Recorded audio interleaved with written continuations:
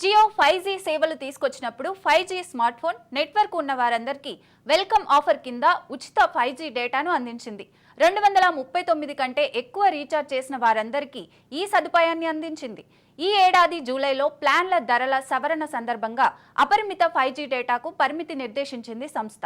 ఎవరైతే రోజుకు 2 GB data అందించే ప్లాన్ను రీఛార్జ్ చేసుకుని ఉంటారో వారికి మాత్రమే అపరిమిత 5G డేటాను ఆఫర్ చేస్తోంది. అంటే నెలకు 349 ప్లాన్ రీఛార్జ్ చేసే వారికి ఉచిత 5G డేటా అన్నమాట.